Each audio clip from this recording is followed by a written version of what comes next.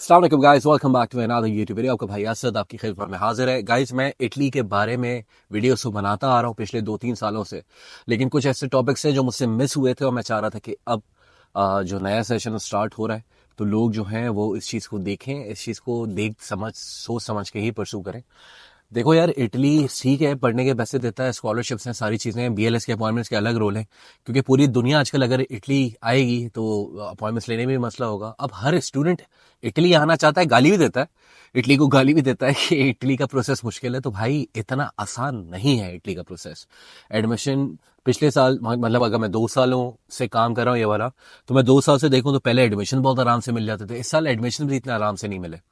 देखो, एडमिशन अगर आ जाता है कहीं से भी, पहली प्रायोरिटी तुम्हारी ये होनी चाहिए कि भाई एडमिशन सिक्योर करो, ठीक है। और उसके बाद अगर नखरे करने हैं तो वो बाद में करो। हमारे जो और पेरेंट्स होते हैं वो बेसिकली थोड़ा सा कंसर्न्ड होते हैं कि यार वो जाके रहेगा कैसे, क्या होगा। तो देखो, 2 तरीके की स्कॉलरशिप्स होती हैं, और इसी वीडियो के अंदर मैं आपको बता दूंगा भाई, ये जो फुली फंडेड के तुम लोग रोने गाने करते रहते हो कि फुली फंडेड की क्या कहानी है। देखो, फुली फंडेड स्कॉलरशिप को कहते हैं मैची स्कॉलरशिप, ठीक है। और ये बेसिकली आपको हर यूनिवर्सिटी नहीं देती।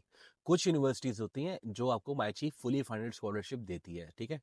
और जिसको आप लोग फुली फंडेड स्कॉलरशिप कह रहे होते हो ना, तो वो फुली फंडेड स्कॉलरशिप, आप बेसिकली रीजनल स्कॉलरशिप को फुली फंडेड स्कॉलरशिप कह रहे होते हो, ठीक है। तो आज हम हमारी बात करेंगे मैची स्कॉलरशिप की। मैची स्कॉलरशिप जो है वो, उसकी कॉल तकरीबन जून में खुलती है।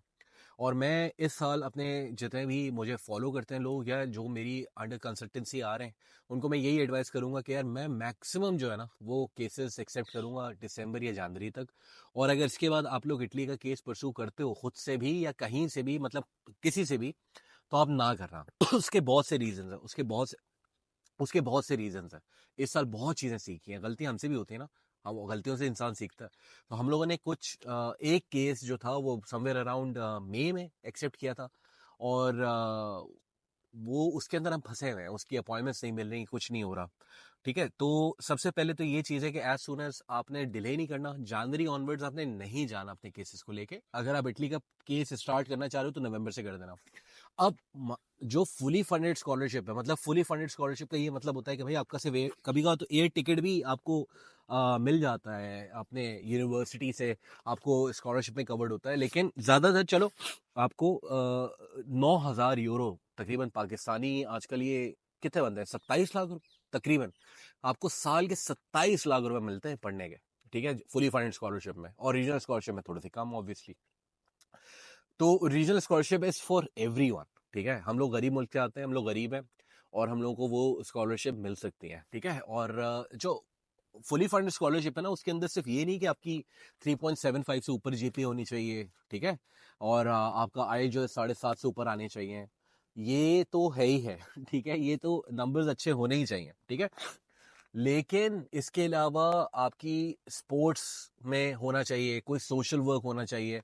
मतलब they evaluate each and everything. For example, आपकी जीपीए है 2.9, ठीक है, आपकी 2.9 जीपीए। अब पहली बात तो ये बैचलर्स वालों के लिए नहीं होती, ये मास्टर्स और पीएचडी वालों के लिए होती है, ठीक है।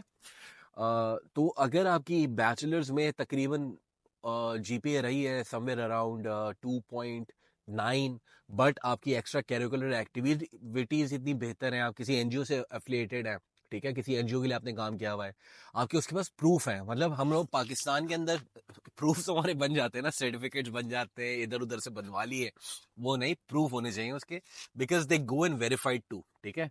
उसके बाद आपका कोई स्पोर्ट्स में आप एक्टिविटी, मतलब कोई भी स्पोर्ट्स एक्टिविटी आपने की हुई हो, क्रिकेट के लिए volleyball throw ball, javelin throw किया हुआ है आपने, ठीक है, तो कोई स्पोर्ट्स में आपका हो, फिर आइल्स आपने किया हुआ हो, मतलब आपको एक्स्ट्रा पढ़ाई के साथ अगर एक्स्ट्रा चीजें आपने की हुई है ना, then you have the chance. ये आपको हर कोई नहीं बताएगा, ठीक है। मैं इस वजह से बता रहा हूँ क्योंकि पिछले साल एक जानने वाला, मेरा क्लाइंट नहीं था ये, एक्वेंटेंस था, मुझसे रब्ता किया था उसने। He won the Michie scholarship on the, उसकी जीपीए थी तकरीबन 2.9, ठीक है। अब I don't know if he was faking it, मैंने देखी नहीं है, लेकिन उसने जो मुझे बताया कि 2.9 पे उसको फुली फंड स्कॉलरशिप मिली, ठीक है। तो आई डोंट नो, उसने मुझे ये बताया था कि 2.9 पे मुझे फुली फंडेड स्कॉलरशिप मिली असद भाई। अब बैंक स्टेटमेंट का क्या करना है? देखो अक्सर हमारे पास ये भी कंफ्यूजन होती है कि यार अगर हमारे पास फुली फंडेड स्कॉलरशिप है तो हमें बैंक स्टेटमेंट रिक्वायर्ड ही नहीं होती। नहीं, ऐसा नहीं है। आपको कम से कम भी 8 से 10 लाख रुपए तक की बैंक स्टेटमेंट फिर भी रिक्वायर्ड होती है। और क्या ये स्कॉलरशिप आप यूनिवर्सिटी को दिखा सकते हैं, वीजा के टाइम पे दिखा सकते हैं? 100% दिखा सकते हैं। आपका बहुत जबरदस्त सिनेरियो हो जाता है। और कभी कभार तो इस स्कॉलरशिप की बेस पे आपको अपॉइंटमेंट्स के भी इशू नहीं आते as compare to the other students. ठीक है, तो ये तो भाई बेहतरीन स्कॉलरशिप है और उन लोगों को तो बिल्कुल ऑप्ट करनी चाहिए जिनके ग्रेड्स अच्छे हैं, लाइक 3.5 से ज्यादा है ना, उनको अप्लाई कर देना चाहिए। इसके लिए कोई पैसे तो है नहीं, फीस तो है नहीं, अप्लाई कर दो। और अपनी प्रोफाइल को इस तरीके से बनाओ कि उसके अंदर सारी चीजें डालो, लाइक अपना कोई जॉब की हुई है वो डालो, एक्स्ट्रा करिकुलर एक्टिविटी किसी एनजीओ के साथ काम किया हुआ है वो डालो, ठीक है, किसी स्पोर्ट्स के अंदर रहे हो उसके सर्टिफिकेट कुछ जीता हुआ है, कुछ लाइफ में कोई डिबेट जीती हुई है, ठीक है। तो अगर अपनी प्रोफाइल पे थोड़ा सा इस तरीके से काम करोगे ना, you have the chance to win this scholarship.